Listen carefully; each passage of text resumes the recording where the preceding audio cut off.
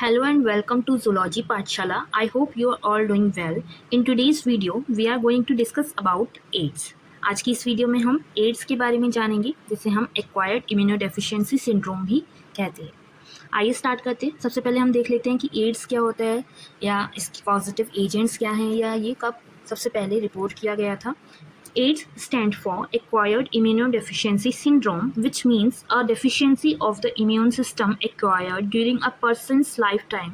It is not a congenital disease and is characterized by a group of symptoms, hence called a syndrome. अब वो क्या कह रहे हैं कि एड्स जो है वो, अगर उसकी हम फुल फॉर्म देखना चाहें तो इसकी फुल फॉर्म क्या होती है, एक्वायर्ड इम्यूनोडेफिशिएंसी सिंड्रोम होती है। इसका मतलब क्या है कि इम्यून सिस्टम जो है हमारा, ठीक है, उसमें ऐसी डेफिशिएंसी कोई पर्सन एक्वायर कर ले अपनी लाइफ टाइम में, मतलब कि उसको उसके इम्यून सिस्टम में कोई ऐसी डेफिशिएंसी हो जाए जिससे कि उसको काफ़ी सारे सिम्टम्स कह लो जो है कि होने लगे उसकी बॉडी में। ठीक है, ये एक कंजेंशियल डिसीज़ नहीं है, और इसको अगर हम पता लगाएं तो इसमें ग्रुप ऑफ सिम्टम्स हमें देखने के लिए मिलते हैं, इसलिए इसको सिंड्रोम का नाम दिया गया है।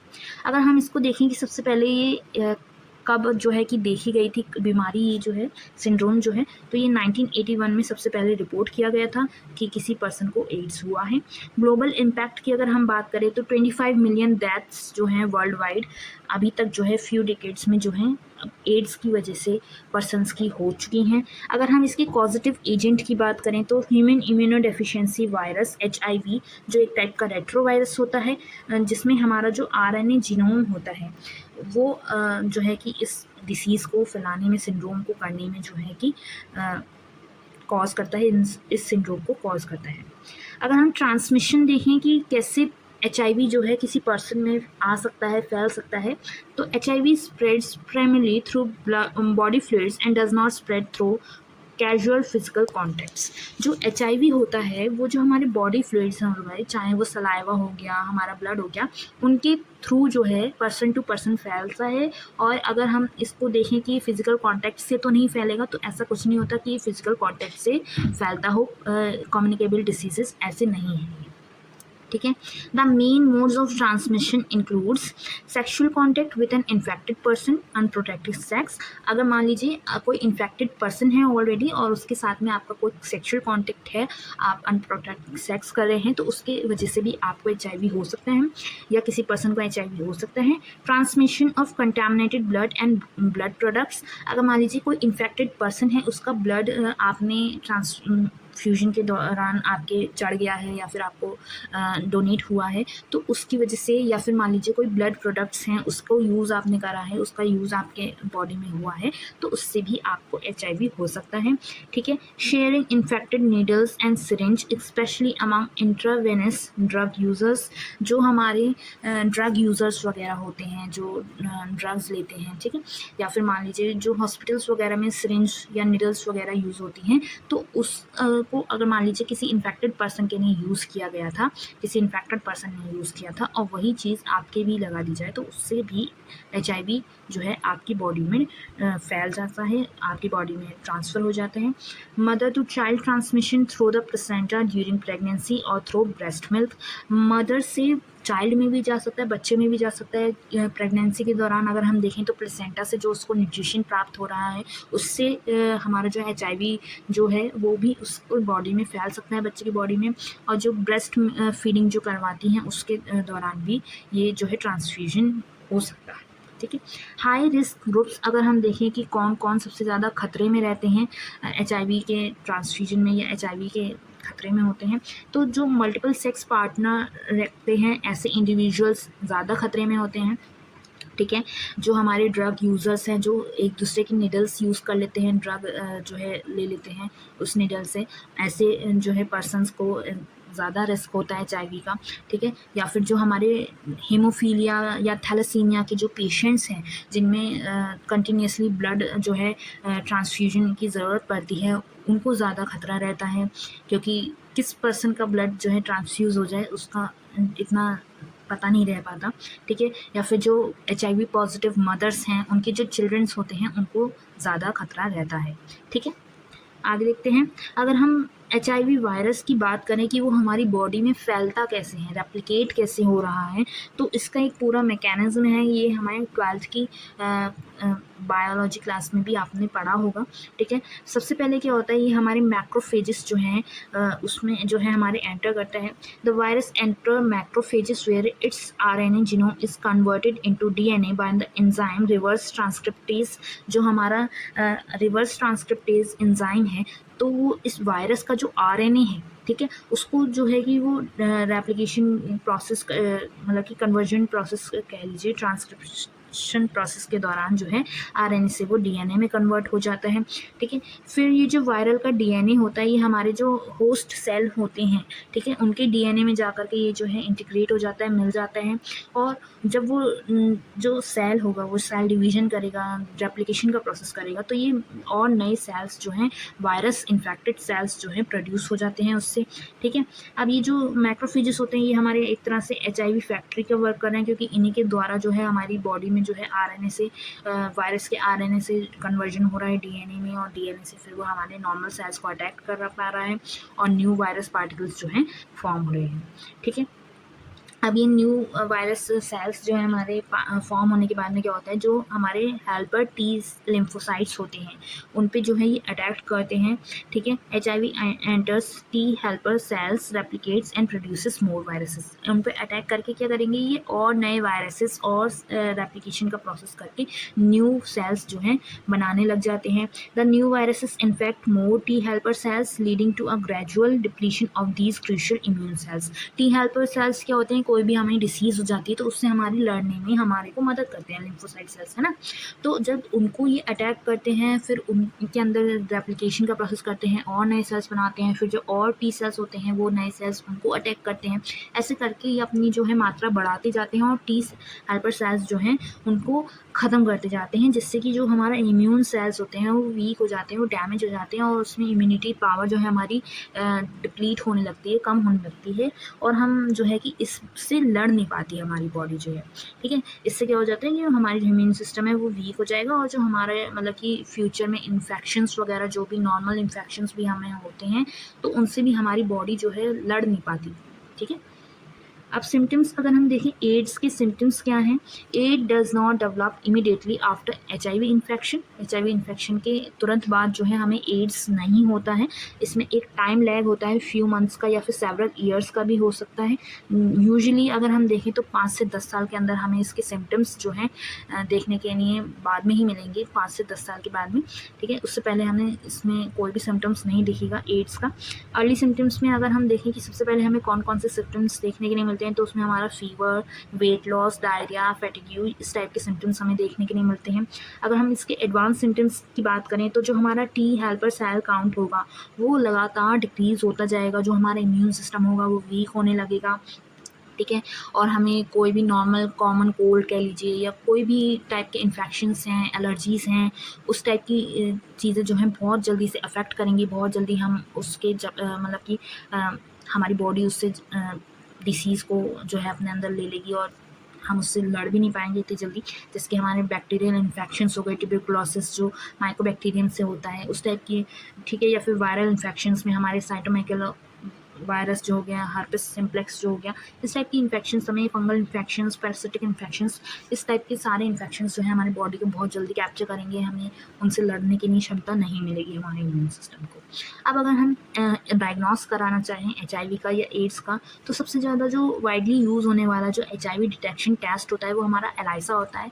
ELISA के बारे में मैंने एक वीडियो भी डाल रखी है, आप चाहें तो उसको आप मेरे चैनल पर जाकर के देख सकते हैं कि ये टेस्ट कैसे परफॉर्म किया जाता है और कैसे ये हमारा हेल्पफुल रहता है HIV डिटेक्शन में, ठीक है। इसमें जो HIV एंटीबॉडीज़ होती हैं वो हमारे ब्लड में डिटेक्ट की जाती हैं, और इसके साथ साथ ELISA के साथ साथ अगर हम देखें तो हमारा जो कुछ मेथड्स हैं उनको भी इंक्लूड किया जाता है इसके डायग्नोस्टिक में, जैसे कि हमारा वेस्टर्न ब्लॉट टेस्ट है। इसमें जो है कोई भी अगर ELISA का पॉजिटिव टेस्ट आया है तो उसके बाद में हम एक और वेस्टर्न ब्लॉट टेस्ट करते हैं, जिससे कि हमारा जो HIV इन्फेक्शन है वो कंफर्म हो जाए कि हाँ वो HIV इन्फेक्शन प्रॉपर वे में हमारा पता चल जाए कि हाँ हुआ है, ठीक है। दूसरा हमारा होता है पॉलीमरेज चेन रिएक्शन। इसमें जो हमारा जेनेटिक मटेरियल है, ठीक है, उसमें हमारा कितना वायरस का जेनेटिक मटेरियल जो है आ चुका है, कितना जो है हमारी कंडीशन जो है सेंसिटिव है, कितना जो है हमारा जेनेटिक मटेरियल है वो डैमेज हो चुका है वायरस से, उसका पता लगाने के लिए हम पॉलीमरेज चेन रिएक्शन का यूज़ करते हैं। CD4 काउंट टेस्ट होता है जिसमें हमारे जो टी हेल्पर सेल्स हैं उनको हम एक्सेस करते हैं कि उनकी लेवल्स कितना है हमारी बॉडी में, जिससे कि हम जो हमारा इम्यूनिटी पावर है, इम्यून सप्रेशन जो हुआ है वायरस की वजह से, उसका पता लगा पाएँ कि हमारा इम्यून सिस्टम कितना वीक हो चुका है, कितना टी हेल्पर सेल्स जो हैं डिस्ट्रॉय हो चुके हैं हमारी बॉडी में। ठीक है। ट्रीटमेंट्स की अगर हम बात करें एड्स के, तो इधर कोई भी परमानेंट क्योर नहीं है फ़िलहाल एड्स के लिए। ठीक है। इसका ट्रीटमेंट जो है बहुत स्लो प्रोग्रेशन होता है, इसमें बहुत धीरे धीरे जो है हमारा जो ये डिसीज़ जो है इसका ट्रीट करी जा सकती है, लेकिन इसका कोई भी परमानेंट क्योर अभी तक नहीं है। एंड ART जो एक थेरेपी है, इसमें क्या होता है, जो हमारे एंटी रेट्रोवायरल ड्रग्स होते हैं उनको हम यूज़ करते हैं, उन ड्रग्स के कॉम्बिनेशन को हम यूज़ करते हैं, जिससे कि जो हमारा HIV सेल्स हैं, जो HIV रेप्लिकेट हो रहा है हमारी बॉडी में, उसको हम रोक सकें, उसको हम कंट्रोल कर सकें। पूरी तरह से रोक तो नहीं पाते ये ड्रग्स जो हैं, ठीक है, और जो ऑलरेडी सेल्स हैं उनकी लाइफ को हम थोड़ा बहुत कम कर सकें। ठीक है।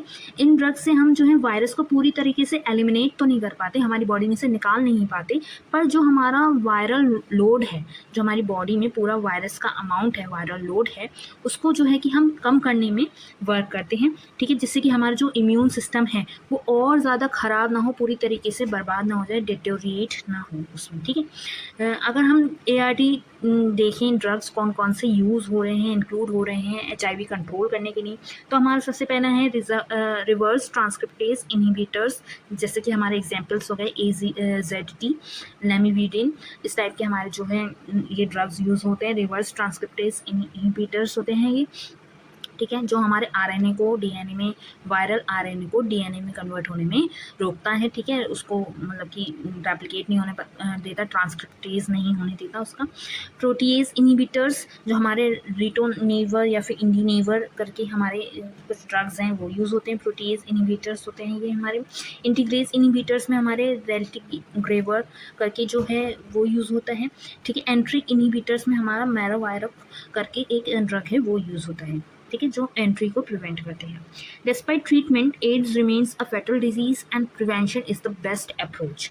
अगर हम ट्रीटमेंट ले भी रहे हैं या ट्रीटमेंट हमारे पास मौजूद भी है, तब भी एड्स जो है एक फेटल डिसीज़ है, इससे डेथ जो है हो सकती है, होती है ज़्यादातर केसेस में। तो इससे बढ़िया है कि इससे बचा जाए, प्रिवेंट किया जाए अपने आप को। Prevention is always better than cure. Okay.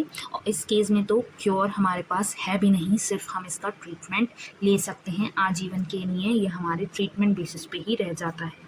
ठीक है। प्रिवेंशन की अगर हम बात करें कि प्रिवेंशन कैसे हो सकता है, तो हम सेफ सेक्स प्रैक्टिसेस के द्वारा जो है अपने आप को बचा सकते हैं। कॉन्डम्स का यूज़ करें, मल्टीपल सेक्सुअल पार्टनर्स को अवॉइड करें, ठीक है, अवॉइड रहें। ठीक है। या फिर जो हम ब्लड ट्रांसफ्यूजन्स करा रहे हैं, तो उसमें जो भी ब्लड डोनेशंस हो रही हैं उसकी स्क्रीनिंग हो कि उसमें HIV वायरस तो नहीं है, ठीक है, कोई भी इन्फेक्टेड ब्लड तो ट्रांसफ्यूजन नहीं हो रहा है। ठीक है। हमारी बॉडी में जो नीडल शेयरिंग हम करते हैं उससे हमें प्रिवेंटिव मेजर्स अपनाना चाहिए कि हमें उसको अवॉइड करना चाहिए। हमें कोई भी टाइप का नीडल हो, चाहे हम बाल कटाने के लिए जा रहे हो नाई के पास, एक स्टडी में पाया गया है कि बाल कटाने की वजह से भी काफ़ी सारे लोगों को सेम ब्लेड कह लीजिए उससे भी एड्स जो है हुआ है। तो इस चीज़ का भी ध्यान रखना चाहिए कि कहीं भी हम अगर सिरिंज, ब्लेड टाइप की चीज़ें जो हमारे ब्लड से डायरेक्टली हमें इन्फेक्ट कर सकती हैं, तो उससे हमें बचना चाहिए, चाहे वो क्लिनिक्स हों, हॉस्पिटल्स हों, हमारे होम्स ही क्यों ना हो। ठीक है। और नाई वगैरह जहाँ पे भी हम जा रहे हैं, इस टाइप का हमें ध्यान जो है रखना चाहिए।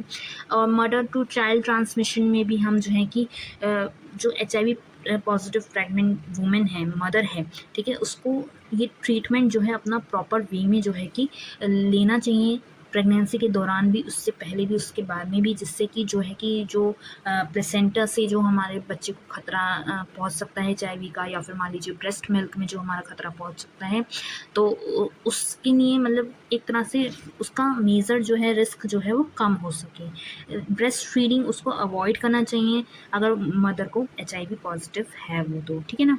पब्लिक अवेयरनेस और एजुकेशन भी इसका एक तरह से प्रिवेंटिव मेजर हो सकता है कि जिन लोगों को ना पता हो कि एड्स कैसे फैलता है या क्या इसके मतलब सिम्टम्स हो सकते हैं या किस चीज़ों से ये बढ़ रहा है, इसकी क्या क्या मतलब कि एक एंड पॉइंट हो सकता है, तो उसके बारे में जब तक हम लोगों को अवेयर नहीं करेंगे, लोग इससे प्रिवेंट नहीं करेंगे, ठीक है। तो इसके लिए हमारी बॉडीज़ जो हैं बनाई गई हैं, नेशनल एड्स कंट्रोल ऑर्गेनाइजेशन नेको और WHO जो हैं ऐसे प्रोग्राम्स को कंडक्ट कराते हैं, एजुकेट करते हैं पीपल को, और जो भी मतलब कि पेशेंट वगैरह हैं या जो भी नॉर्मल पॉपुलेशन जो है उसको इनक्रेज करते हैं कि वो HIV टेस्टिंग जो है रेगुलर बेसिस पे कराते रहें, जो भी हाई रिस्क ग्रुप्स जो हैं हमारे पीपल की वो, ठीक है। सोशल स्टिग्मा और एड्स अवेयरनेस की अगर हम बात करें तो जो एड्स है या HIV है, जैसे कि मैंने अभी आपको पहले भी बताया कि कैजुअल कांटेक्ट जो है उससे नहीं फैलता है कि हमने किसी से हाथ मिलाया और हमें एड्स हो गया, नहीं, ऐसे नहीं फैलेगा। अगर आप ब्लड ट्रांसफ्यूजन नहीं कर रहे हैं, अनप्रोटेक्टेड सेक्स नहीं परफॉर्म कर रहे हैं, तो उस केसेस में ही जो है कि हमारा HIV जो है फैलेगा।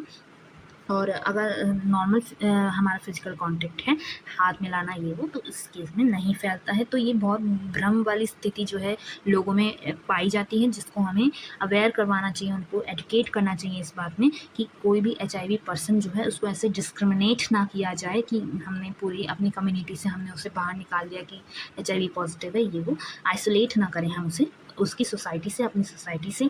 तो ऐसे कुछ मिथ्स और फैक्ट्स के बेसिस पे हम लोगों को अवेयर कर सकते हैं कि जो HIV है वो टचिंग से या फिर फूड शेयर करने से या कैजुअल कॉन्टैक्ट से नहीं फैलता है, ये हमारे बॉडी फ्लूइड से फैलता है, जिसके हमारा ब्लड हो गया, सीमेन हो गया, वेजाइनल फ्लूइड्स हो गए, या फिर हमारा ब्रेस्ट मिल्क हो गया, उसके द्वारा ये हमारा फैलता है, ठीक है।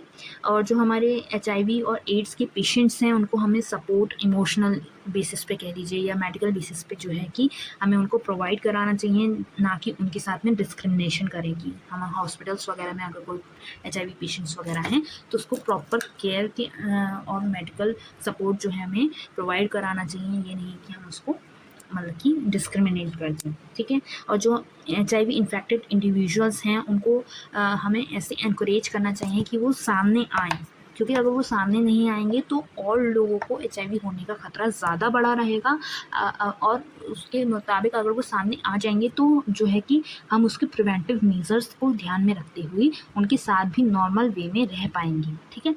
तो यही था हमारा आज का टॉपिक, HIV या फिर एड्स आप कह सकते हैं इसको। अगर आप कंक्लूजन देखना चाहें तो ये एक लाइफ थ्रेटनिंग डिसीज़ है, ठीक है, HIV से होती है। इसमें क्या होता है, जो हमारा इम्यून सिस्टम है वो वीक हो जाता है, जिससे कि हमारी जो बॉडी होती है वो हमारे जो फ्यूचर में होने वाले इन्फेक्शंस हैं उनके प्रति जो है वल्नरेबल हो जाती हैं। ART करके जो हमारी एक थेरेपीज़ हैं, ठीक है, उससे हम जो है कि इसका ट्रीटमेंट कर सकते हैं। इसका कोई भी क्योर जो है अभी तक मौजूद नहीं है, इसका प्रिवेंशन ही बेस्ट अप्रोच है। अगर हम देखें कि इससे हम प्रिवेंट होकर रहें, इसके बारे में अवेयरनेस, सेफ प्रैक्टिसेस और सोशल सपोर्ट जो है एक तरह से बहुत अच्छा रोल प्ले करेगा, अगर हम लोगों को ये बातें समझा पाएँ कि ये कैसे फैलता है या इसको कैसे हमें ट्रीटमेंट वगैरह रखना चाहिए, कैसे उस पर्सन को हमें मतलब डिस्क्रिमिनेट ना करके बल्कि उसको सोशल या इमोशनल सपोर्ट जो है वो प्रोवाइड करना चाहिए। तो यही था हमारा आज का टॉपिक एड्स। आपको ये टॉपिक पसंद आया हो तो मेरे चैनल को सब्सक्राइब करना ना भूलिएगा, जूलॉजी पाठशाला, और ऐसे ही वीडियोज़ मैं अपने चैनल पे अपलोड करती रहती हूँ। Please stay tuned, bye bye.